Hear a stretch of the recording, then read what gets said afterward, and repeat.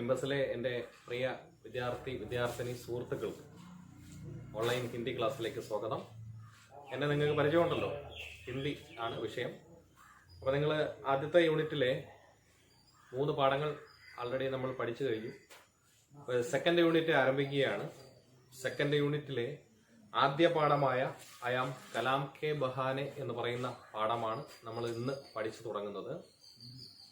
അപ്പോൾ ഈ പാഠത്തെക്കുറിച്ച് പറയുകയാണെങ്കിൽ, കഴിഞ്ഞ വർഷം SSLCക്ക് 5 പാഠങ്ങളായിരുന്നു ഫോക്കസ് ഏരിയയിൽ ഉണ്ടായിരുന്നത്. അതിൽ ഒന്നാമത്തെ യൂണിറ്റും രണ്ടാമത്തെ യൂണിറ്റും ചേർത്ത് ഒരു ഫോക്കസ് ഏരിയ ആയിരുന്നു. ഈ 5 പാഠങ്ങൾ എന്ന് പറയുന്നത് വളരെ ഇമ്പോർട്ടൻ്റ് ആയ പാഠങ്ങളാണ്.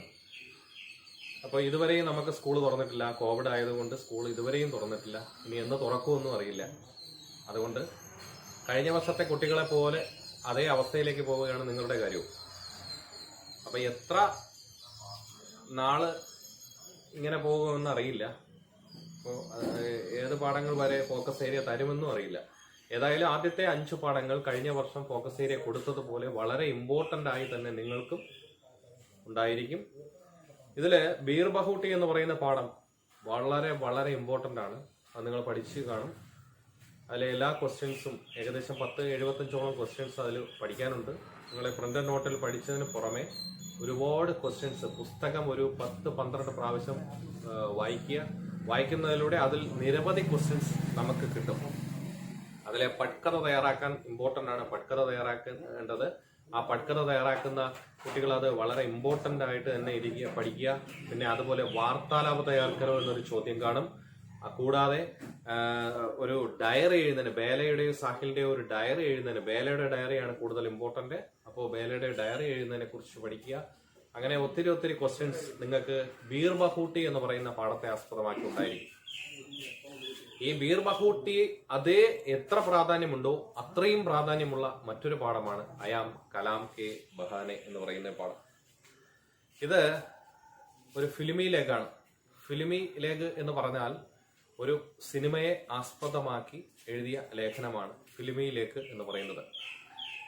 അപ്പോൾ ഒന്നാമത്തെ ചോദ്യം അവിടെ അത് തന്നെ പഠിക്കണം. അയാം കലാം കെ ബഹാനെ കൈസി രചനാഹെ എന്നുള്ളൊരു ചോദ്യം. അയാം കലാം കെ ബഹാനെ എന്ന് പറയുന്ന ഈ പാഠഭാഗം എത്തരത്തിലുള്ള രചനയാണ് എന്നുള്ള ആദ്യത്തെ ചോദ്യത്തിന്റെ ഉത്തരം നിങ്ങൾ ഇപ്പോൾ തന്നെ പഠിക്കുക. ഇതൊരു ഫിലിമി ലേഖാണ്.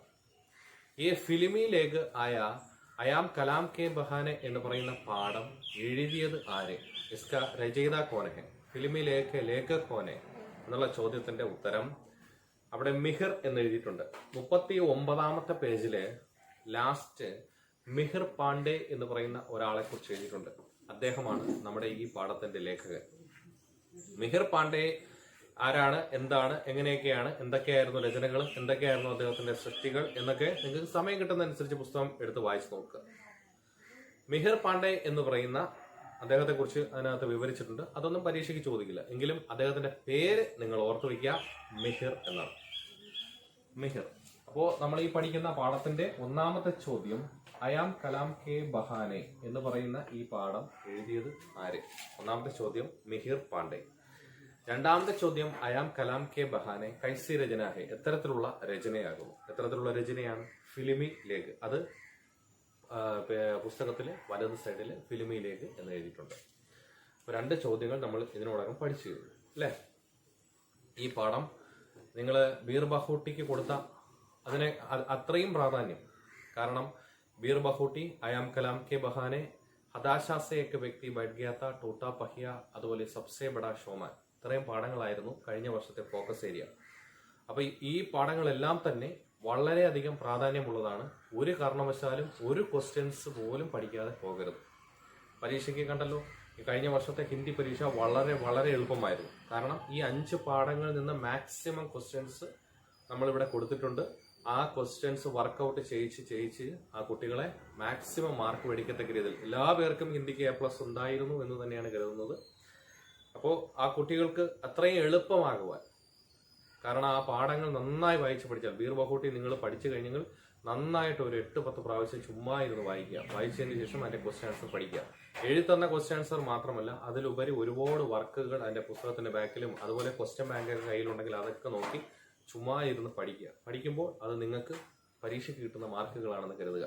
ഇനി പരീക്ഷാ സമയമാകുമ്പോൾ മാർച്ചിൽ എന്തായാലും പരീക്ഷ നടക്കും. എത്ര കോവിഡ് ആയാലും ഏത് സ്റ്റേജ് ആയാലും 3ാം തരംഗമായാലും 4ാം തരംഗമായാലും പരീക്ഷ കൃത്യമായി മാർച്ചിൽ നടക്കും. അതിന് ഉദാഹരണമായിരുന്നു കഴിഞ്ഞ പരീക്ഷ. അപ്പോൾ കൃത്യമായി നിങ്ങളുടെ പരീക്ഷ നടക്കുന്ന സമയത്ത് തന്നെ ഇതിലെ ക്വസ്റ്റ്യൻസ് നിങ്ങൾക്ക് കൃത്യമായി അറിഞ്ഞിരിക്കണം. അതുകൊണ്ട് കിട്ടാവുന്ന മാക്സിമം ക്വസ്റ്റ്യൻസ് നിങ്ങൾ എടുത്ത് പഠിക്കുക. പഠിച്ചതിന് ശേഷം സംശയമുള്ളത് ചോദിക്കുക, കൃത്യമായും പറഞ്ഞു തരാം. ഇനി നമ്മുടെ സ്കൂളൊക്കെ തുറക്കുന്ന സമയത്ത് അല്ലെങ്കിൽ ട്യൂഷൻ സെന്ററുകളൊക്കെ തുറക്കുന്ന സമയത്ത് ഇതിന്റെ മാക്സിമം ക്വസ്റ്റ്യൻസ് നിങ്ങളെ കൊണ്ട് വർക്കൗട്ട് ചെയ്യുന്നതാണ്.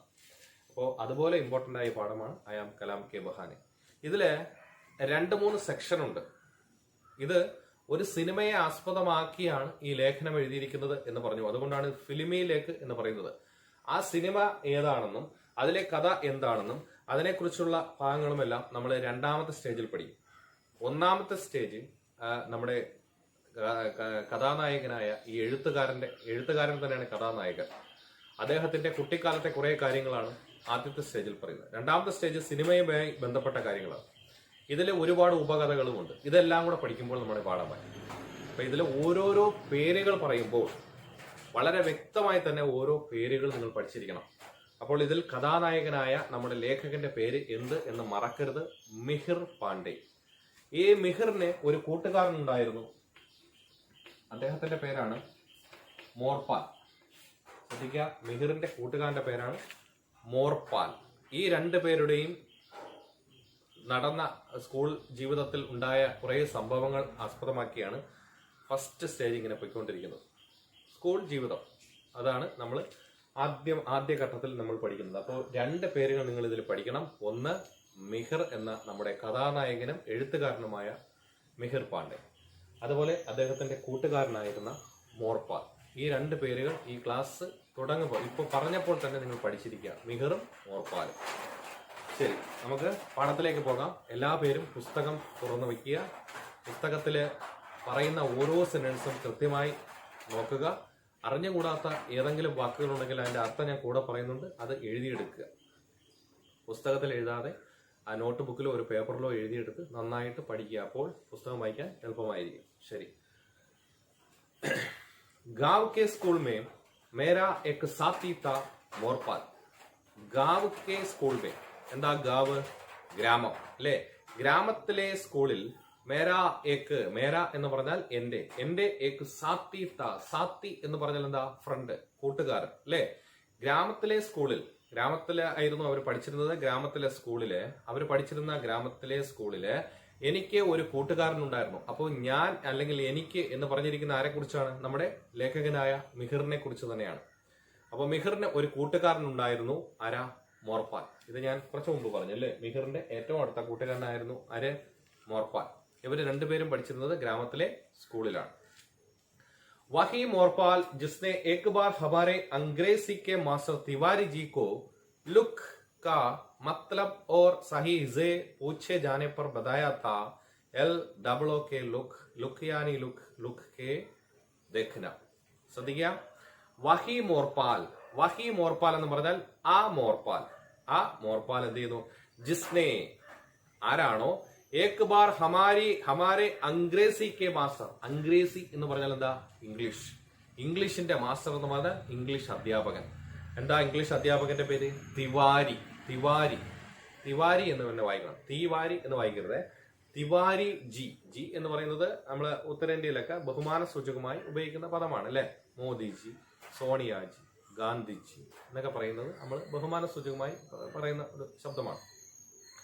തിവാരി ജിക്കോ ലുക്ക് കാ മത്ലബ്. ലുക്ക് എന്ന് പറയുന്നത് നിങ്ങൾക്കറിയാം, LOOK ലുക്ക്. ഇംഗ്ലീഷിൽ നമ്മൾ 2ാം ക്ലാസ്സിലോ 3ാം ക്ലാസ്സിലോ ഒക്കെ ഇംഗ്ലീഷ് പഠിച്ചു തുടങ്ങുമ്പോഴേ പഠിക്കുന്ന ഒരു വാക്കാണ് ലുക്ക് എന്ന് പറഞ്ഞാൽ. എന്താ? നോക്കുക. ലുക്ക് ഹിയർ എന്ന് പറഞ്ഞാൽ ഇവിടെയോട്ട് നോക്കുക എന്നുള്ളതാണ് അല്ലെ? ആ ലുക്ക് എന്ന വാക്കിന്റെ മത്ലബ് എന്ന് പറഞ്ഞാൽ അർത്ഥം, മീനിങ്. അതുപോലെ തന്നെ അവർ സഹി ഹിജെ എന്ന് പറഞ്ഞാൽ സ്പെല്ലിങ് ശരിയായിട്ടുള്ള. സഹി എന്ന് പറഞ്ഞാൽ ശരിയായിട്ടുള്ള സ്പെല്ലിങ്. പൂച്ചേ ജാനെ പർ ചോദിച്ചപ്പോൾ ബദായാ ഥാ എന്ന് പറഞ്ഞാൽ പറഞ്ഞു കൊടുത്തു. അപ്പോ ഇംഗ്ലീഷ് അധ്യാപകനായ തിവാരി എന്ന് പറയുന്ന അധ്യാപകൻ ക്ലാസ്സിൽ വന്നപ്പോൾ നമ്മുടെ अंग्रेजी के मास्टर तिवारी जी को ലുക്ക് का मतलब എന്ന് പറഞ്ഞാൽ എന്താ? ലുക്ക് എന്ന വാക്കിന്റെ മത്ലബ് അർത്ഥം അവർ സഹി ഹിജെ എന്ന് പറഞ്ഞാൽ സ്പെല്ലിംഗ് അല്ലേ? സഹി ഹിജെ പൂച്ചേ ജാനെ പർ, പൂച്ഛന എന്ന് പറഞ്ഞാൽ എന്താ? ചോദിക്കുക. പൂച്ചേ ജാനെ പർ എന്ന് പറഞ്ഞാൽ ചോദിച്ചപ്പോൾ ബദായാത്ത പറഞ്ഞു കൊടുത്തു. ഇംഗ്ലീഷില് ലുക്ക് എന്ന വാക്കിന്റെ അർത്ഥം എന്താണ് സാർ? അതുപോലെ ലുക്ക് എന്ന വാക്കിന്റെ സ്പെല്ലിംഗ് എന്താണ്? ഈ വാക്ക് ഇങ്ങനെയാണ് ചോദിച്ചത്. സാർ ഈ വാക്കിന്റെ അർത്ഥം എന്താണ്? ഈ വാക്കിന്റെ സ്പെല്ലിംഗ് എന്താണ് എന്ന് ചോദിച്ചു. അപ്പോൾ അദ്ദേഹം തിവാരി എന്ന് പറയുന്ന ഇംഗ്ലീഷ് അധ്യാപകൻ പറഞ്ഞു കൊടുത്തു LOOK ലുക്ക്. LOOK ലുക്ക് എന്ന് പറഞ്ഞാൽ അറിയാലോ, LOOK ലുക്ക്. നമ്മൾ അങ്ങനെ തന്നെയാണ് പറയുന്നത് അല്ലേ? അല്ലെങ്കിൽ LOOK എന്ന് പറയുന്നതിന് പകരം നമ്മൾ പറയുന്നു LOOK ലുക്ക്.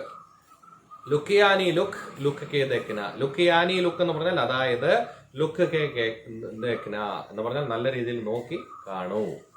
നല്ല രീതിയിൽ നോക്കി കാണൂ. ലുക്കിന്റെ അർത്ഥം നോക്കുക, നോക്കി നോക്കി നോക്കി കാണൂ. ലുക്ക് എന്ന് പറഞ്ഞാൽ അതിന്റെ അർത്ഥം നന്നായിട്ട് പറഞ്ഞു കൊടുത്തതാണ് അല്ലേ? അപ്പോ ഇവിടെ ഇത്രയും കാര്യങ്ങളാണ് നമ്മൾ പറഞ്ഞത്. ഗ്രാമത്തിലെ പഠിച്ചിരുന്നപ്പോൾ ആ ഗ്രാമത്തിലെ സ്കൂളില് എന്ത് ചെയ്യുന്നു? രണ്ടുപേരാണ് പഠിച്ചിരുന്നത്. നമ്മുടെ എഴുത്തുകാരനായ നമ്മുടെ ലേഖകനായ മിഹിർ പാണ്ഡെയും അദ്ദേഹത്തിന്റെ ഏറ്റവും അടുത്ത കൂട്ടുകാരനായ മോർപാലുമാണ്. മോർപാൽ അദ്ദേഹം തിവാരി എന്ന് പറയുന്ന ഇംഗ്ലീഷ് അധ്യാപകനോട് ചോദിച്ച വാക്കേതാണ്? ലുക്ക്. ലുക്കിന്റെ അർത്ഥവും ചോദിച്ചു, സ്പെല്ലിങ്ങും ചോദിച്ചു. അർത്ഥം എന്താ പറഞ്ഞു കൊടുത്തത്? ലുക്കിയാനി ലുക്ക്, നോക്കുക അല്ലേ? ലുക്ക് കേ ദേഖ്ന, നല്ല രീതിയിൽ നോക്കി കാണ് എന്ന് പറഞ്ഞു. എന്താ എന്റെ സ്പെല്ലിംഗ് പറഞ്ഞു കൊടുത്തേ? LOOK look. അപ്പൊ അത്രയും വരെ നിങ്ങൾക്ക് മനസ്സിലായല്ലോ. ശരി, അടുത്തതിലേക്ക് പോവാം. നാം കാ പെഹല അക്ഷർ, വളരെ ഇമ്പോർട്ടന്റ് ആയ സെന്റൻസ് ആണ് അടുത്തത്. नाम का पहला अक्षर मिलने की वजह से क्लास की दरी पट्टी पर हमारी बैठने की जगहें भी साथ ही थी. ശ്രദ്ധിക്കുക. നാം കാ പഹല. നാം എന്ന് പറഞ്ഞാൽ എന്താ? പേര് അല്ലേ? തുമാരാ നാം ക്യാ ഹെ, എന്താ നിന്റെ പേര് എന്നാണ് ചോദ്യം അല്ലേ? നാം എന്ന് പറഞ്ഞാൽ പേര്. പേരിന്റെ പെഹല എന്ന് പറഞ്ഞാൽ എന്താ? ആദ്യത്തേത് അല്ലേ? അക്ഷർ എന്ന് പറഞ്ഞാൽ അക്ഷരം, ഫസ്റ്റ് ലെറ്റർ. പേരിന്റെ ഫസ്റ്റ് ലെറ്റർ. മിൽനെ കി വജഹ് സേ, ഒറ്റ വാക്കാണ്. അർത്ഥം നോക്കിയോ. മിൽനെ കി വജഹ് സേ, എന്ത് ചെയ്യുന്നു? ഒരുപോലെയായ കാരണത്താൽ. മിൽനെ കി വജഹ് സേ എന്ന് പറഞ്ഞാൽ എന്താ അർത്ഥം? ഒരുപോലെയായ കാരണത്താൽ. വജഹ് സേ എന്ന് പറഞ്ഞാൽ കാരണത്താൽ. അപ്പോ മിൽനെ കി വജഹ് സേ എന്ന് പറഞ്ഞാൽ എന്താ? ഒരുപോലെയായ കാരണത്താൽ. ക്ലാസ് കി ദരി പട്ടി പർ, ക്ലാസ് കി ദരി പട്ടി എന്ന് പറഞ്ഞാൽ ഈ പായ അല്ലെങ്കിൽ പരവതാനി എന്നൊക്കെ നമുക്ക് പറയാം. പണ്ട് സ്കൂളുകളിലൊക്കെ പോകുമ്പോൾ വളരെ പണ്ട് മണലൊക്കെ വാരിയിട്ട് അതിനകത്ത് പുറത്തായിരുന്നത്. പിന്നീട് അത് സിമന്റ് ഒക്കെ ചെയ്ത് തറയിലായിരുത്തിയിരുന്നത്. തറയിൽ നിന്ന് മാറ്റി അവർക്ക് ഇരിക്കാനായിട്ട് പായയൊക്കെ കൊടുത്തിരുന്ന ഒരു കാലഘട്ടം ഉണ്ടായിരുന്നു വളരെ പണ്ട്. ഇപ്പൊ അതിനുശേഷം പിന്നീട് അത് എന്ത് ചെയ്യുന്നു? ബെഞ്ച് മാത്രമായ ഒരു സിറ്റുവേഷൻ. ഒരു ബെഞ്ച് ഇട്ടിട്ട് അതിന്റെ മുകളിൽ ഇരുത്തുമായിരുന്നു എല്ലാവരും. അന്ന് ഡെസ്ക് ഒന്നുമില്ല, ഇന്നത്തെ കണക്ക് ഡെസ്ക് ഒന്നുമില്ല. പിന്നീട് ബെഞ്ചിന്റെ കൂടെ ഡെസ്കും കൂടെ വന്നു എഴുതാനായിട്ട് അല്ലെ? ബെഞ്ചും ഡെസ്കും വന്നു. ഇപ്പോ നിങ്ങൾക്കറിയാം ബെഞ്ചും ഡെസ്കും ഒക്കെ മറ്റേ തടിയിലെ ബെഞ്ചും ഡെസ്കും ഒക്കെ മാറി ഇപ്പോ സ്റ്റീൽ ടൈപ്പുകളും ഇല്ലേ, എല്ലാം ഇരുമ്പിന്റെ ബെഞ്ചും ഡെസ്കും ഒക്കെ വന്നു കഴിഞ്ഞു. പിന്നെ കുറച്ചും കൂടെ മെച്ചമായ ക്ലാസ്സുകളിലൊക്കെ എത്തുമ്പോൾ, വലിയ ക്ലാസ്സുകളിലൊക്കെ എത്തുമ്പോൾ, അല്ലെങ്കിൽ വലിയ ആഡംബരമായ രീതിയിലൊക്കെ ചെല്ലുമ്പോഴത്തേക്കും അവിടെ സെപ്പറേറ്റ് ഒരു കുട്ടിക്ക് ഒരു കസേരയും ഒരു ടേബിളും ഒക്കെ ആവുന്നു. പുസ്തകങ്ങളൊക്കെ വെക്കാൻ കബോർഡുകളുണ്ട് അല്ലെ? ഇത്തരത്തിലുള്ള സംവിധാനങ്ങളൊക്കെ ഇപ്പോൾ പല സ്കൂളുകളിലും എത്തിക്കഴിഞ്ഞു. നമ്മുടെയൊക്കെ സ്കൂളുകൾ ഇപ്പോൾ സ്മാർട്ടായി കഴിഞ്ഞു അല്ലെ? പണ്ടുള്ള സ്കൂളുകൾ എന്ന് പറഞ്ഞാൽ പെയിന്റ് പോലും ചെയ്യാതെ കിടന്നിരുന്നതാണ്. ഇപ്പോൾ പെയിന്റ് ചെയ്ത് സ്മാർട്ട് ആക്കിയിട്ടുണ്ട്. എല്ലാം ഡിജിറ്റൽ റൂമുകളായിട്ടുണ്ട്. നമ്മുടെ സ്ഥാപനങ്ങൾ പോലും അല്ലെ, പാരലൽ കോളേജുകൾ പോലും, നമ്മുടെ സ്ഥാപനങ്ങൾ പോലും ഫാനുണ്ട്, ലൈറ്റ് ഉണ്ട്, എല്ലാ സംവിധാനങ്ങളും എത്തിക്കഴിഞ്ഞു. ഇപ്പോൾ ടൈലിടുന്നു അല്ലെ, റൂഫെല്ലാം ക്ലിയർ ചെയ്യുന്നു. അങ്ങനെ എന്തെല്ലാം മാറ്റങ്ങളാണ്, ഒരുപാട് മാറ്റങ്ങൾ ഇങ്ങനെ കാലക്രമേണ വന്നുകൊണ്ടിരിക്കുന്നു. പണ്ട് മിഹിറും മോർപാലും ഒക്കെ പഠിച്ചിരുന്ന സമയത്ത് അവിടെ എന്തുണ്ടായിരുന്നു? അവിടെ അവര് തറയിലാണ് ഇരുത്തിയിരുന്നത്. തറയിൽ ഇരിക്കുന്നതിന് വേണ്ടി പായ വിരിച്ചു കൊടുത്തിരുന്നു. അതാണ് ദരീപ്പട്ടി അഥവാ പരവതാനി എന്നാണ് അർത്ഥം. പരവതാനി അല്ലെങ്കിൽ പായ എന്ന അർത്ഥത്തിലാണ് ഉപയോഗിച്ചിരിക്കുന്നത്. മിൽനെ കി വജഹ് സേ, പേരിന്റെ ആദ്യത്തെ അക്ഷരം ഒരുപോലെയായ കാരണത്താൽ. ക്ലാസ് की दरी पट्टी पर हमारी बैठने की जगहें भी साथ ही थी. സാത്ത് ഒരുമിച്ചായിരുന്നു, ഇരിക്കുന്ന സ്ഥലം പോലും ഒരുമിച്ചായിരുന്നു. അപ്പൊ നിങ്ങൾക്കറിയാം നിങ്ങളെ സ്കൂളിലെ അറ്റൻഡൻസ് വിളിക്കുന്നത് എയിൽ തുടങ്ങുന്ന കുട്ടികളായിരിക്കും ആദ്യം. എ അഭിലാഷ്, എ അരുൺ, ഇങ്ങനെ എയിൽ തുടങ്ങുന്ന, അത് കഴിഞ്ഞതിന് ശേഷം ബി, സി, ഇങ്ങനെയാണ് പോകുന്നത് അല്ലെ. അപ്പോ ആ കുട്ടികളെയൊക്കെ അടുത്തടുത്താണ് ഇരുത്തുന്നത്. ഇവിടെ നിങ്ങളൊക്കെ എങ്ങനെയായിരിക്കുന്നത്? നിങ്ങൾ അടുത്തടുത്തുള്ള വന്നിരിക്കുന്നു, 5ാം ക്ലാസ്സിൽ വന്നിരിക്കുന്നവർ പിന്നെ അടുത്തടുത്തിരുന്ന് കമ്പനി ആകുന്നു. പിന്നീട് അവർ 10ാം ക്ലാസ് വരെയും +2 വരെയൊക്കെ ഒരുമിച്ച് തന്നെ ഇരുന്ന് അങ്ങ് പോവുകയാണ് ചെയ്യുന്നത്. ബെഞ്ച് റൊട്ടേഷൻ മാത്രം ചിലപ്പോൾ നടക്കും അല്ലെ. അല്ലാതെ ഇങ്ങനെ പേരിന്റെ ആദ്യത്തെ അക്ഷരം വെച്ചൊന്നുമല്ല നിങ്ങൾ ഇവിടെ എങ്ങും ഇരിക്കുന്നത് അല്ലെ. ചിലപ്പോൾ ബന്ധുക്കളൊക്കെ ആയിരിക്കും അടുത്തടുത്ത് ഇരുന്ന് ക്ലാസ്സിലിരുന്ന് സംസാരിക്കുകയൊക്കെ ചെയ്യുന്നത്. അപ്പോ ഇത്തരത്തിലുള്ള കാര്യങ്ങൾ ക്ലാസ്സിൽ ഇരുത്തുന്നത് പോലും അന്ന് പേരിന്റെ ആദ്യത്തെ അക്ഷരം പോലെ ആയിരുന്നു. നിങ്ങൾ നോക്കുക, മിഹിർ എന്നും മോർപാൽ എന്നും നമ്മള് മിഹിർ അല്ലെങ്കിൽ മോർപാൽ, ഹിന്ദിയിൽ പറഞ്ഞാൽ മാ എന്ന് പറയുന്ന അക്ഷരമാണ് ആദ്യത്തേത്. ഇംഗ്ലീഷിൽ പറഞ്ഞാൽ എം എന്ന് പറയുന്ന അക്ഷരമാണ് മിഹിർ, മോർപാൽ. ഇതിൽ രണ്ടില് എം ഉണ്ട് അല്ലെങ്കിൽ മാ എന്ന് പറയുന്ന അക്ഷരമുണ്ട് അല്ലെ. അതുകൊണ്ട് അത് രണ്ടും അടുത്തടുത്ത് വന്നത് കൊണ്ട് ഇവര് ക്ലാസ്സിൽ ഇരുന്നതും എങ്ങനെയാണ്? അടുത്തടുത്തുള്ള സീറ്റുകൾ തന്നെയാണ് ഇരുന്നത്. അടുത്തടുത്തുള്ള സീറ്റുകൾ എന്ന് പറയുമ്പോൾ പായയിൽ അല്ലെങ്കിൽ പരവതാനിയിൽ അവർ ഇരുന്നത് എങ്ങനെയാണ്? രണ്ടുപേരും അടുത്തടുത്ത് തന്നെയാണ് ഇരുന്നത്. എന്തുകൊണ്ടാ? നാം കാ പെഹല അക്ഷർ, നാം കാ പെഹല അക്ഷർ, പേരിന്റെ ആദ്യത്തെ അക്ഷരം മിൽനെ കി വജഹ് സേ, ആ ഒരു വാക്ക് പഠിച്ചോണം. മിൽനെ കി വജഹ് സേ എന്ന് പറഞ്ഞാൽ ഒരുപോലെയായ കാരണത്താൽ. वही मोरपाल जिसकी मेरे खाने के डिब्बे में राशमा देखते ही बादशाह खिल जाती थी. നോക്കിയോ, വഹി മോർപാൽ, ആ മോർപാൽ എന്ത് ചെയ്തു? ജിസ്കി മേരെ ഖാനെ കെ ഡിബ്ബെ മേ, മേരെ ഖാനെ കെ ഡിബ്ബെ. നിങ്ങള് സ്കൂളിൽ പോകുമ്പോൾ മറന്നു പോകാത്ത ഒരു സാധനം, പുസ്തകം മറക്കും, ചിലപ്പോ കുളിക്കാൻ മറക്കും, പിന്നെ കാപ്പി കഴിക്കാൻ മറക്കും. കാപ്പി കഴിക്കാൻ മറക്കില്ല, അത് ഒരു കാരണവശാലും നിങ്ങൾ മറക്കില്ല. പുസ്തകം മറന്നാലായി, ടെക്സ്റ്റ് ബുക്കുകൾ മറന്നാലായി, എല്ലാം. ചിലപ്പോൾ സ്കൂളിൽ കൊണ്ടുപോകാനുള്ള ബാഗ് മറന്നാലായി. പക്ഷെ മറക്കാത്ത ഒരു സാധനമുണ്ട്, യൂണിഫോം ഇടാൻ മറന്നുപോയാലായി അല്ലെ. എല്ലാ കാര്യങ്ങളും, ഫീസ് കൊണ്ടുകൊടുക്കാൻ, മിക്കവാറും മറക്കുന്ന ഒരു കാര്യം ഫീസ് കൊണ്ടുകൊടുക്കാൻ മറക്കുന്നതായിരിക്കും അല്ലെ. പക്ഷെ നമ്മൾ മറക്കാത്തൊരു സാധനമുണ്ട്. ഏതാ? Tiffin box. നിങ്ങളുടെ ടിഫിൻ ബോക്സ്, നിങ്ങളുടെ ഭക്ഷണപ്പൊതി ഏതെടുത്തില്ലെങ്കിലും കുഴപ്പമില്ല, പുസ്തകം എടുത്തില്ലെങ്കിലും കുഴപ്പമില്ല, ഭക്ഷണപ്പൊതി എടുക്കാതെ നിങ്ങൾ പോകാറില്ല. ഇവിടെ ടിഫിൻ ബോക്സ് എന്നതിന്റെ ഹിന്ദി വാക്കാണ് ഖാനെ കെ ഡിബ്ബെ. ഡിബ്ബെ എന്ന് പറഞ്ഞാൽ പാത്രം, ഖാന എന്ന് പറഞ്ഞാൽ ആഹാരം, ആഹാരം കൊണ്ടുപോകുന്ന പാത്രം അല്ലെ. അതില് മേരെ ഖാനെ കെ ഡിബ്ബെ മേ വഹി മോർപാൽ, ആ മോർപാൽ എന്ത് ചെയ്യുന്നു? ജിസ്കി മേരെ ഖാനെ കെ ഡിബ്ബെ മേ, എന്റെ ഖാനെ കെ ഡിബ്ബെ മേ, എന്റെ ടിഫിൻ ബോക്സിൽ എന്തു കണ്ടു? രാഷ്മ ദേഖ്തേ ഹി, രാഷ്മ എഴുതിയിരിക്കുന്നത് നോക്കുക. രാഷ്മ എന്നുള്ളത് രാജമ്മ എന്ന് കയറി വായിച്ചായിരുന്നു, രാഷ്മ എന്ന് തന്നെ വായിക്കണം. രാഷ്മ എന്ന് പറയുന്നത് ഒരു ടൈപ്പ് ദാല് കറിയാണ്. ദാൽ എന്ന് പറഞ്ഞാൽ പരിപ്പ് അല്ലെ. പരിപ്പ് കൊണ്ടുണ്ടാക്കിയ ഒരു സൈസ് കറിയാണ് ഏത്? രാഷ്മ എന്ന് പറയുന്നത്. നിങ്ങൾക്ക് വീട്ടിൽ നമ്മൾ പരിപ്പ് കറി വെക്കണം, സദ്യക്കൊക്കെ പരിപ്പും പപ്പടവും ചേർത്ത് അല്ലേ. നമുക്കറിയാവുന്ന പരിപ്പ് കറി അത് മാത്രമേ ഉള്ളൂ. ഉത്തരേന്ത്യയിലൊക്കെ ചെന്ന് കഴിഞ്ഞാൽ ദാല് കൊണ്ട് ഒരുപാട് ടൈപ്പ് കറികൾ ഉണ്ടാക്കാറുണ്ട്. ഉത്തരേന്ത്യയിലൊക്കെ ചെന്ന് കഴിഞ്ഞാൽ നമ്മൾ കൂടുതൽ കഴിക്കുന്നതും റൊട്ടി, ദാല് അല്ലെങ്കിൽ റൊട്ടി, ചന എന്ന് പറഞ്ഞാൽ കടല എന്നാണ് അർത്ഥം അല്ലെ. ഇത്തരത്തിലുള്ള കറികളാണ് സാധാരണ അവിടെ ഉപയോഗിക്കുന്നത്.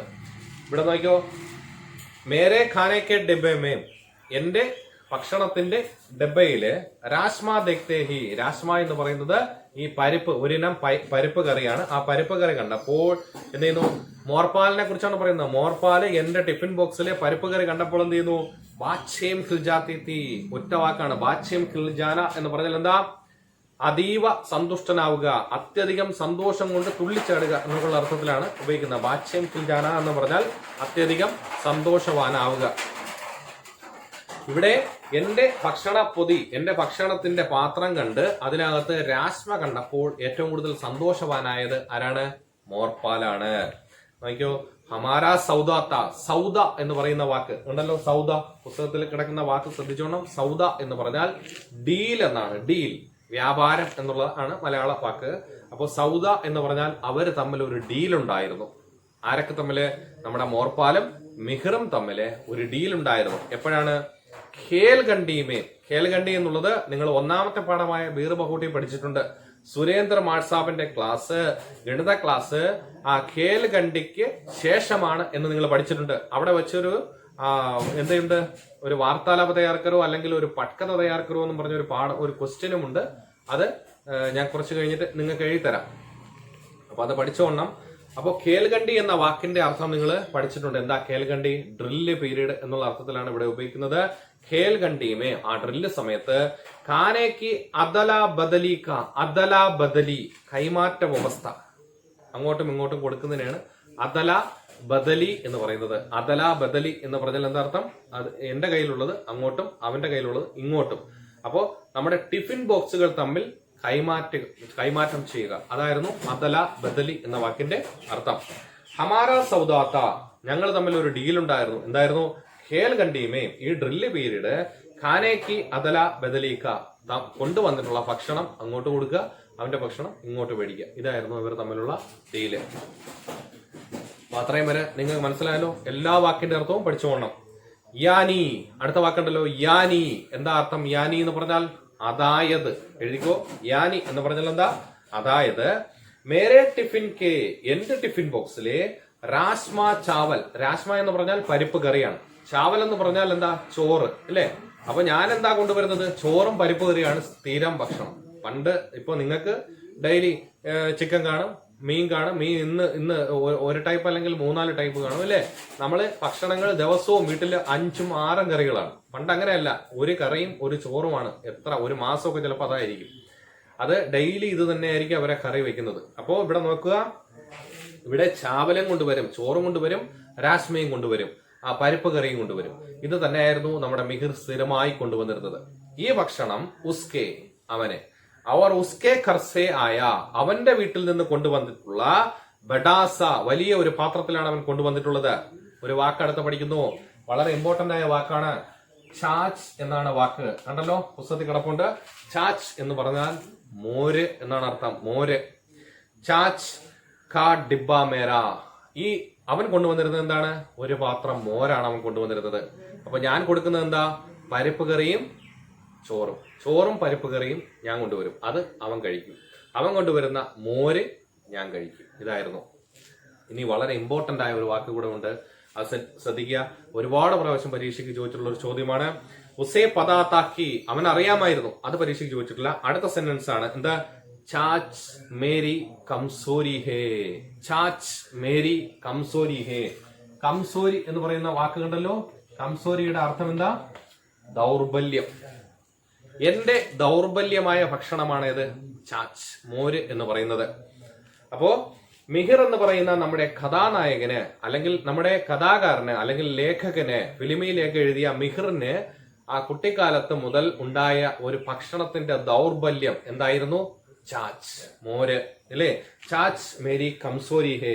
ഒരു ഭക്ഷണം നിങ്ങൾക്കും കാണും. ഏതെങ്കിലും ഒരു ഭക്ഷണത്തെ കാണുമ്പോൾ നിങ്ങൾക്ക് വീട്ടിൽ ചോറ്, എല്ലാ ദിവസവും ചോറ് വെച്ചിരിക്കുന്നു, നമുക്ക് അതിലൊരു പുതുമയില്ല അല്ലേ?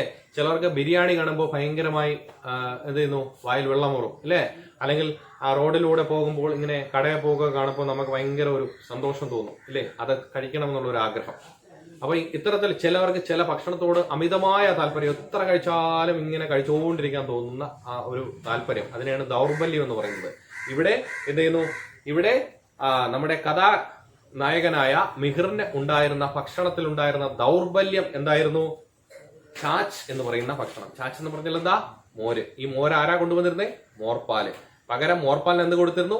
രാസ്മയും ചാവലും. ആരാ കൊണ്ടുവന്നിരുന്നത്? മിഹിർ. ആർക്കാ കൊടുത്തിരുന്നത്? മോർപ്പാലിന്. ഇതൊന്നും മറന്നുപോകരുത്. ലേക്കിൻ മുച്ചേ മോർപ്പാൽ സേ മിൽനെ സേ പെഹലെ. ആ സെന്റൻസ് ഇത്തിരി നീളമുള്ള സെന്റൻസ് ആണ്, ഭയങ്കര നീളമുള്ള സെന്റൻസ് ആണ്. ശ്രദ്ധിക്കുക, വായിച്ചു നോക്കിയാൽ നിങ്ങൾക്കൊന്നും മനസ്സിലാവില്ല എന്ന് വിചാരിക്കും, പക്ഷെ ഇങ്ങനെ ശ്രദ്ധിച്ചാൽ മനസ്സിലാവും. എങ്ങനെയാ? ലേക്കിൻ പക്ഷേ മുച്ചേ മോർപാൽ സേ മിൽനെ, മോർപാലിനെ കണ്ടുമുട്ടുന്നതിന് പഹലെ എന്ന് പറഞ്ഞാൽ മുൻപ്. മോർപാലിനെ ഞാൻ കണ്ടുമുട്ടുന്നതിന് മുമ്പ്. മോർപാൽ സ്കൂളിൽ വന്ന് ചേർന്നിട്ടാണല്ലോ കണ്ടുമുട്ടിയത്. അന്ന് അവനെ കണ്ടുമുട്ടുന്നതിന് തൊട്ട് മുമ്പ് വരെ കഥയി എന്ന് പറഞ്ഞാൽ തീർച്ചയായും. അന്താസ നഹീം താക്കി. അന്താസ എന്ന് പറഞ്ഞാൽ ഊഹം. അന്താസ നഹീം ഥ എന്ന് പറഞ്ഞാൽ എനിക്ക് യാതൊരു വിധത്തിലുള്ള ഊഹവും ഇല്ലായിരുന്നു. എന്താണ്? മേരേലിയെ, എന്നെ സംബന്ധിച്ച് രാസ്മ ജൈസി സാമാന്യ സി ചീസ് എന്ന് പറഞ്ഞാൽ ഇത്തരത്തിലുള്ള സാധാരണമായ ഒരു സാധനം, സാധാരണമായ ഒരു ഭക്ഷണ സാധനം. കിസിക്കലിയെ, മറ്റാർക്കോ വേണ്ടി. ഇത്തനി കാസ് ഹോ സക്തി ഹേ. കാസ് എന്ന് പറഞ്ഞാൽ വിശിഷ്ടം അല്ലെങ്കിൽ സ്പെഷ്യൽ എന്നുള്ളതാണ്. അതായത് നമ്മൾ സ്ഥിരം കാണുന്നതാണ് രാസ്മ, പക്ഷെ ഇത്തരത്തിൽ ഒരാൾക്ക് ഈ ഭക്ഷണം വളരെയധികം വിശിഷ്ടമായി തോന്നും എന്ന് വിചാരിച്ചത് ഞാൻ അന്ന് അവനെ ആദ്യമായിട്ട് കണ്ടപ്പോഴാണ്. എന്ന് പറഞ്ഞാൽ എന്താ, രാജ്മ സ്ഥിരമായിട്ട് കണ്ടപ്പോൾ ഇത് ഇത്രയും വിശിഷ്ടമായ ഒരു ഭോജ്യമാണെന്ന് ഞാൻ കരുതിയിരുന്നില്ല. കാരണം ഇത് സ്ഥിരം കാണുന്നതാണ് രാജ്മ, നമുക്ക് വലിയ കാര്യമൊന്നും ഉള്ളതല്ല. പക്ഷെ മോർപ്പാല് വന്ന് കഴിക്കുന്നത് കണ്ടപ്പോൾ ഞാൻ വിചാരിച്ചു ഇത്രയും സ്പെഷ്യലായ ഒരു ഫുഡായിരുന്നു ഈ രാജ്മ എന്ന് വിചാരിച്ചു പോയി. അല്ലേ, നിങ്ങൾ സാമ്പാർ കൊണ്ടൊഴിക്കാറുണ്ട്. സാമ്പാർ എന്ത് ചെയ്യും, നിങ്ങളെല്ലാം ഈ കഷ്ണങ്ങളെല്ലാം പറക്കി വെച്ച് അതിന്റെ ജ്യൂസാണ് നിങ്ങൾ കഴിക്കുന്നത്. അല്ലേ, സാമ്പാറിലെ ആ വെള്ളം ആണ് നിങ്ങൾ ഒഴിച്ച് കഴിക്കുന്നത്. ആ കഷ്ണങ്ങളെല്ലാം വേണ്ട. ചിലവരെ ലഗേജ് വേണമെന്ന് പറയാറുണ്ട്. നിങ്ങൾ സദ്യക്കൊക്കെ വന്നിരിക്കുമ്പോൾ കേട്ടില്ലേ, സാമ്പാറിന്റെ ലഗേജ് എനിക്ക് വേണോ. എന്താ അർത്ഥം, അതിന്റെ ആ കഷ്ണങ്ങളൊക്കെയാണ് അവർക്ക് ഇഷ്ടം. അത് ആ കഷ്ണങ്ങൾ കഴിക്കാൻ വേണ്ടിയാണ് അവരെ സാമ്പാർ മേടിക്കുന്നത്. അപ്പൊ ഈ കഷ്ണങ്ങൾക്കാണ് അതിന്റെ പ്രാധാന്യമുള്ളത്. അപ്പോ അത്തരത്തിലുള്ള ആൾക്കാർ പല പല ടൈപ്പുകളുണ്ട് അല്ലേ, പല ആൾക്കാരുണ്ട്. ചിലവർക്ക് കപ്പ കൊണ്ടുവന്ന് അത് പായസ പരുവത്തിൽ വെക്കുന്നതാണ് ഇഷ്ടം, ചിലവർക്ക് അത് ഉടയാതിരിക്കുന്നതാണ് ഇഷ്ടം. അപ്പോൾ ഓരോരുത്തർക്കും ഓരോ ഇഷ്ടമാണ്. അപ്പോൾ ചില ഭക്ഷണം നമുക്ക് തന്നെ തീരെ ഇഷ്ടമില്ലാത്ത ഭക്ഷണങ്ങൾ ചില ആൾക്കാരെ വലിയ താല്പര്യത്തോടെ കഴിക്കുന്ന കാണുമ്പോൾ വിചാരിക്കും ഈ ഭക്ഷണം കഴിക്കാനും ഇത്രയും താല്പര്യമുണ്ടോ. അത് തന്നെയാണ് ഇവിടെ മിഹിറും വിചാരിച്ചിരുന്നത്. ഞാൻ സ്ഥിരം കാണുന്ന രാജ്മ എന്ന് പറയുന്ന പരിപ്പ് കറി ഇതിൽ പലർക്കും ഇഷ്ടമായിരിക്കില്ല അല്ലെ, ഈ ക്ലാസ്സിൽ ഇരിക്കുന്ന പലർക്കും ഇഷ്ടമല്ല, ചിലവർക്ക് ഭയങ്കര ഇഷ്ടമാണ്. അപ്പോഴാണ് നമ്മൾ വിചാരിക്കുന്നത് ഇത്രയും വിശിഷ്ടമായ ഒരു ഭക്ഷണമായിരുന്നോ എന്ന് നമ്മുടെ മിഹിറിന് തോന്നിയ അവസരമായിരുന്നു ഈ മോർപ്പാൽ ഇത് ആർത്തിയോടെ കഴിക്കുന്നത് കാണപ്പോൾ. അപ്പോഴാണ് ഈ ഭക്ഷണത്തിന് ഇത്രയും പ്രാധാന്യം ഉണ്ടായിരുന്നത് എന്ന് നമ്മുടെ മിഹിർ മനസ്സിലാക്കിയത്. അപ്പൊ ആ സെന്റൻസ് അത്രയും മനസ്സിലായല്ലോ. എന്താണ്, മുച്ചേ മോർപ്പാൽ സേ മിൽനെ സേ പഹലെ, മോർപ്പാലിനെ കണ്ടെത്തുന്നതിന് മുമ്പ് കഥയി എന്ന് പറഞ്ഞാൽ എന്താ, തീർച്ചയായും എന്നുള്ള അർത്ഥത്തിലാണ്. ഇവിടെ തീരെ അന്താസനഹിത, യാതൊരു വിശ്വാസവും ഇല്ലായിരുന്നു. എന്താ, മേരേലിയെ എന്നെ സംബന്ധിച്ച് രാജ്മ ജൈസി സാമാന്യസി ചീസ്, രാജ്മയെ പോലുള്ള ഇത്തരത്തിലുള്ള സാധാരണമായ ഭക്ഷണം കിസിക്കലി എത്തനി കാസ് ഹോ സക്തി ഹേ, മറ്റൊരാൾക്ക് ഇത്രയും വിശിഷ്ടമായ സ്പെഷ്യൽ ആയിട്ടുള്ള ഒരു ഭക്ഷണമായി തീരുമെന്ന് എനിക്ക് യാതൊരു കാരണവശാലും എനിക്കിത് യാതൊരു വിശ്വാസവും ഇല്ല. എന്താണ് ഈ ഭക്ഷണത്തിന് ഇത്രയും പ്രാധാന്യം എന്ന് എനിക്ക് മോർപ്പാല് കഴിക്കുന്നത് കണ്ടപ്പോഴാണ് മനസ്സിലായത് എന്നാണ് ആ വാക്കിന്റെ അർത്ഥം, ആ സെന്റൻസിന്റെ അർത്ഥം. അടുത്ത സെന്റൻസ് നോക്കിയേ. മോർപ്പാലിനെ മേരെ ടിഫിൻ ബോക്സ് മേ രഖേ രാജ്മ കോ കാനെ സെ പഹലെ, മോർപ്പാൽ എന്ത് ചെയ്യുന്നു, മേരെ ടിഫിൻ ബോക്സ് മേ, എന്റെ ടിഫിൻ ബോക്സില്, എന്റെ ഭക്ഷണ പൊതിയില് എന്ത് ചെയ്യുന്നു, രഖേ കണ്ടിട്ടുള്ള, രാജ്മ കോ കാനെ സെ പഹലെ, രാജ്മ എന്ന് പറയുന്ന ഈ പരിപ്പ് കറി കഴിക്കുന്നതിന് മുമ്പ്, കാനെ സെ പഹലെ കഴിക്കുന്നതിന് മുമ്പ്, കഫി ഒരിക്കലും, കഫി എന്ന് പറഞ്ഞാൽ എന്താ, ഒരിക്കലും. ഓരോ വാക്കും ഞാൻ പറയുമ്പോൾ അതിന്റെ അർത്ഥം പറയുന്നുണ്ട്, അത് ആവശ്യമുള്ളവർ എഴുതിയെടുക്കണേ. ഞാൻ അത് എഴുതിയെടുക്കുന്ന നിങ്ങളോട് പറയില്ല. കഫി എന്ന് പറഞ്ഞാൽ എന്താ, ഒരിക്കലും. രാജ്മ ദേ കാഫി നഹീ താ, ഫീ നഹീം താ ഇല്ലായിരുന്നു. രാജ്മ ദേ കാഫി നഹീ താ, രാജ്മ കണ്ടിട്ടേ ഇല്ലായിരുന്നു. അപ്പൊ നമ്മുടെ മോർപ്പാല് ഇത്രയും ആർത്തിയോടെ കഴിക്കുന്നതെന്ന് പറഞ്ഞാൽ മോർപ്പാൽ ആദ്യമായിട്ടാണ് ഈ രാജ്മ കാണുന്നത്. എവിടെ നിന്ന്, മിഹിറിന്റെ ചോറ്റുപാത്രത്തിൽ നിന്ന്. മിഹിർ കൊണ്ടുവന്നത് കഴിച്ചാണ് ആദ്യമായിട്ട് മോർപ്പാലിനെ ഈ കറി ഇഷ്ടപ്പെടുന്നത്. അന്ന് മുതൽ അതിനോട് പ്രത്യേക താല്പര്യം തോന്നിയ കാര്യം, അതിനു മുമ്പ് അവൻ അത് കഴിച്ചിട്ടേ ഇല്ലായിരുന്നു എന്നുള്ളത് സത്യമാണ്.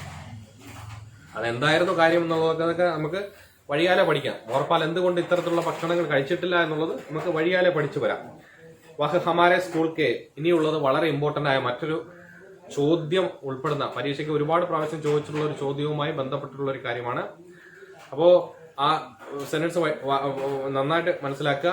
വഹ് അവൻ, ഹമാരെ സ്കൂൾ കെ നമ്മുടെ സ്കൂളിന്റെ 12 കിലോമീറ്റർ, 12 എന്ന് പറഞ്ഞാൽ 15 കിലോമീറ്റർ ദൂർ കെ ദൂരത്തുള്ള, കിസി ഗാവ് സെ ഏതോ ഒരു ഗ്രാമത്തിൽ നിന്ന്, നമ്മുടെ സ്കൂളിൽ നിന്ന് 15 കിലോമീറ്റർ ദൂരത്തുള്ള ഏതോ ഒരു ഗ്രാമത്തിൽ നിന്നാണ് ആര് വന്നിട്ടുള്ളത്, മോർപ്പാല് വന്നിട്ടുള്ളത്. മോർപ്പാല് പഠിക്കാൻ വരുന്നത് 15 കിലോമീറ്റർ ദൂരം അല്ലേ.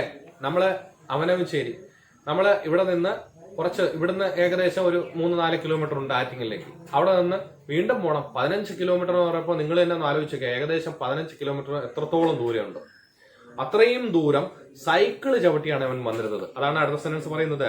ഗാവ് സെ സൈക്കിൾ ചലാത്ത, സൈക്കിൾ ചലാന എന്ന് പറഞ്ഞാൽ സൈക്കിൾ ഓടിച്ചുകൊണ്ടാണ് വരുന്നത്. നിങ്ങൾക്ക് തൊട്ടടുത്ത നടന്നു പോകാൻ ബുദ്ധിമുട്ടാണ്, സൈക്കിൾ ചവിട്ടി പോകാനും ബുദ്ധിമുട്ടാണ്. ഒരുപാട് ദൂരമൊന്നും നിങ്ങൾ സൈക്കിൾ ചവിട്ടി പോകത്തില്ല അല്ലേ. നമ്മളെല്ലാം മടിയന്മാരാണ്. പക്ഷെ അന്നത്തെ കാലത്ത് 15 കിലോമീറ്ററോളം സൈക്കിൾ ചവിട്ടിയായിരുന്നു ആര് വന്നിരുന്നത്, മോർപ്പാല് വന്നിരുന്നത്. മോർപ്പാലിന്റെ വീട് സ്കൂളിൽ നിന്ന് 15 കിലോമീറ്റർ ദൂരെയായിരുന്നു. അത്രയും ദൂരം അവൻ സൈക്കിൾ ചവിട്ടിയാണ് ക്ലാസ്സിലേക്ക് വന്നിരുന്നത്. നോക്കിയോ, 15 കിലോമീറ്റർ ദൂർ കെ കിസി ഗാവ് സെ സൈക്കിൾ ചലാത്ത റോസ് സ്കൂൾ ആത്താത്ത. റോസ് വളരെ ഇമ്പോർട്ടന്റ് ആയ വാക്കാണ്. റോസ് ഡെയിലി, ദിവസവും, അല്ലെ? സ്കൂൾ ആത്താത്ത എന്ന് പറഞ്ഞാൽ സ്കൂളിൽ വന്നിരുന്നത്. അപ്പൊ മോർപാൽ സ്കൂളിൽ എങ്ങനെയാ വന്നിരുന്നത്? സൈക്കിൾ ചലാത്ത. എത്ര കിലോമീറ്റർ ദൂരം? 15 കിലോമീറ്റർ. ഇത് രണ്ടും മറന്നു പോകരുത്. 15ന് ഹിന്ദിയിൽ എന്താ? 15. मैं आज तक नहीं जान पाया, എനിക്ക് ഇപ്പോഴും അറിയില്ല. ആജ് ഇന്ന്, തക്ക് ഇന്ന് വരെയും, നഹീം ജാൻ പായ. നഹീം ജാൻ പായ എന്ന് പറഞ്ഞാൽ മനസ്സിലാക്കാൻ കഴിഞ്ഞില്ല. മനസ്സിലാക്കാൻ കഴിഞ്ഞില്ല എന്ന് പറഞ്ഞാൽ എനിക്ക് ഇന്ന് വരെയും മനസ്സിലാക്കാൻ കഴിഞ്ഞില്ല എന്ന് പറഞ്ഞാൽ എന്താ? എനിക്ക് ഇതുവരെയും അറിയില്ല. എന്താണ്? കൈസേ എങ്ങനെ? വഹുസ് ചാച്ച് കെ ഡിബ്ബെ കോ റോസ്, ആ മോരിന്റെ പാത്രവുമായിട്ട് റോസ് ദിവസവും 15 കിലോമീറ്റർ 15 കിലോമീറ്റർ ബിനാ സറാഫി. ബിനാ സറാഫി എന്ന് പറഞ്ഞാൽ, ബിന എന്ന് പറഞ്ഞാൽ കൂടാതെ, സറാഫി എന്ന് പറഞ്ഞാൽ ഒരു തുള്ളി പോലും എന്നുള്ള അർത്ഥത്തിലാണ് ഇവിടെ ഉപയോഗിക്കുന്നത്. അടുത്തൊരു വാക്കും കൂടെ നോക്കുക, ചൽക്കാന. ചൽക്കാന എന്ന് പറഞ്ഞാൽ തുളുമ്പുക എന്നാണ് അർത്ഥം. ചൽക്കാന എന്ന് പറഞ്ഞാൽ തുളുമ്പുക. അപ്പോ ബിനാ സറാഫി ചൽക്കാന എന്ന് പറഞ്ഞാൽ എന്താ അർത്ഥം? ഒരു തുള്ളി പോലും തുളുമ്പാതെ. 15 കിലോമീറ്റർ ഒരു തുള്ളി പോലും തുളുമ്പാതെ എന്തുകൊണ്ട് വന്നു? ആ ചാച്ച് കാ ഡിബ്ബ, ആ മോരും കൊണ്ട്, ഒരു വലിയ പാത്രം മോര് നിറച്ച്, ആ ഒരു പാത്രം നിറച്ച് മോരുമാക്കി അവൻ 15 കിലോമീറ്ററോളം സൈക്കിൾ ചവിട്ടി ആത്താത്ത സ്കൂളിലേക്ക് വന്നിരുന്നു. വളരെ ശ്രദ്ധിക്കുക. നിങ്ങൾ രാവിലെ പാല് മേടിക്കാൻ നിങ്ങളെ ഒരു ചോറ്റുപാത്രവും പൈസ തന്നു വിടും. നിങ്ങൾ പോയിട്ട് തിരിച്ചു വരുമ്പോൾ ആ ചോറ്റുപാത്രത്തിന്റെ ആ അടപ്പിലും അടപ്പിന്റെ പുറത്തും 1 ലിറ്റർ പാലാണെങ്കിൽ തിരിച്ച് വീട്ടിൽ കൊണ്ടുവരുമ്പോൾ ഒരു ഗ്ലാസ് പാലായി മാറും, അല്ലേ? ബാക്കി 1/2 ലിറ്ററോളം റോട്ടിലാണ്. റേഷൻ കടയിൽ സഞ്ചി നന്നായിരിക്കും അരി മേടിച്ചോണ്ട് വരാൻ. 5 കിലോ അരിയും മേടിച്ചോണ്ട് വരും. റോഡ് മൊത്തവും അരിയായിരിക്കും. നമ്മള് എല്ലാം കൊണ്ടുവരുന്ന എല്ലാം പകുതി റോട്ടിലും കടയിലും ഒക്കെ ആയിരിക്കും, അല്ലേ? അപ്പൊ ഇവിടെ ഒരു പാത്രം മോര് ഒരു തുള്ളി പോലും തുളുമ്പാതെയാണ് അവൻ ഇവിടെ കൊണ്ടുവന്നിരുന്നത്. അതും 15 കിലോമീറ്റർ സൈക്കിൾ വെട്ടിയാണ്. നമ്മളൊക്കെ 15 കിലോമീറ്റർ ആയിരുന്നെങ്കിൽ പാത്രം പോലും കിട്ടൂല. ചിലവരിവിടെ വരപ്പോഴാണ് പാത്രം ഇവിടെ പോയെന്ന് അറിയത്തില്ല, അല്ലേ? അത്രയും കെയർ ആയിട്ടാണ്, വളരെ ശ്രദ്ധയോടുകൂടിയാണ് മോർപാല് അവന്റെ വീട്ടിൽ നിന്ന് സ്കൂളിലേക്ക് വന്നിരുന്നത്. അത് വളരെ ഇമ്പോർട്ടന്റ് ആയ കാര്യമാണ്. അപ്പോ നമ്മുടെ ലേഖകന് മനസ്സിലാവാത്ത ആദ്യത്തെ കാര്യം, മോർപാലിന്റെ കുറെ കാര്യങ്ങൾ ലേഖകന് മനസ്സിലായിട്ടില്ല. ഇനി അങ്ങോട്ട് പോകുമ്പോൾ ഓരോരോ കാര്യങ്ങളെ കുറിച്ച് പറയും. ഒന്നാമത്തെ കാര്യം ഇതാണ്, ഇവൻ എന്താണ് ഈ രാശ്മ എന്ന് പറയുന്ന ഭക്ഷണത്തിനോട് ഇത്രയും ആർത്തി കാണിക്കുന്നത് എന്താണെന്ന് മനസ്സിലാക്കിയിട്ടില്ല. പിന്നീടാണ് മനസ്സിലാവന് ഈ രാശ്മ ആദ്യമായിട്ടാണ് ഇവൻ കാണുന്നത്. അതിന് പക്ഷെ ആ ഭക്ഷണത്തിനോട് ഇത്രയും ആർത്തി എന്തുകൊണ്ട് വന്നു, അല്ലെങ്കിൽ അത്രയും ഈ രാശ്മയോട് ഇത്രയും താല്പര്യം എന്തുകൊണ്ട് വരുന്നു എന്നുള്ളത് ഇതുവരെയും ലേഖകന് മനസ്സിലായിട്ടില്ല. രണ്ടാമത് ലേഖകന് മനസ്സിലാവാത്തൊരു കാര്യം, ഈ 15 കിലോമീറ്ററോളം ദൂരത്തോളം സൈക്കിൾ വെട്ടി അവൻ സ്കൂളിൽ വന്നിട്ടും ഒരു തുള്ളി പോലും തുളുമ്പാതെയാണ് ആ മോരിന്റെ പാത്രം കൊണ്ടുവന്നിരുന്നത്. അതിലും ലേഖകന് ഒന്നും തോന്നിയിട്ടില്ല. എന്താ അത്ഭുതം മാത്രമേ തോന്നിയിട്ടുള്ളൂ, അല്ലേ? അപ്പൊ ഈ ലേഖകന് ഈ 2 കാര്യങ്ങളാണ് സംശയമായിട്ട് തോന്നിയത്, അല്ലേ? അപ്പോ ഇന്നത്തെ ക്ലാസ് ഇവിടെ അവസാനിക്കുകയാണ്. അപ്പോ ഈ ഫസ്റ്റ് പാരഗ്രാഫിൽ നിന്ന് ഒരുപാട് ചോദ്യങ്ങൾ കാണും. ഈ സൈഡിലെ ഒരു ചോദ്യം കിടക്കുന്നത് കണ്ടല്ലോ, ഇത് ആ ചോദ്യവുമായി ബന്ധപ്പെട്ടുള്ള കാര്യങ്ങൾ നിങ്ങളെ പ്രിന്റഡ് നോട്ടിൽ ഉണ്ടായിരിക്കും. അത് പഠിക്കുക. അതിനുശേഷമുള്ള കാര്യങ്ങൾ നമുക്ക് അടുത്ത ക്ലാസ്സിൽ കാണാമെന്നുള്ള ശുഭപ്രതീക്ഷയോടെ നിർത്തുന്നു.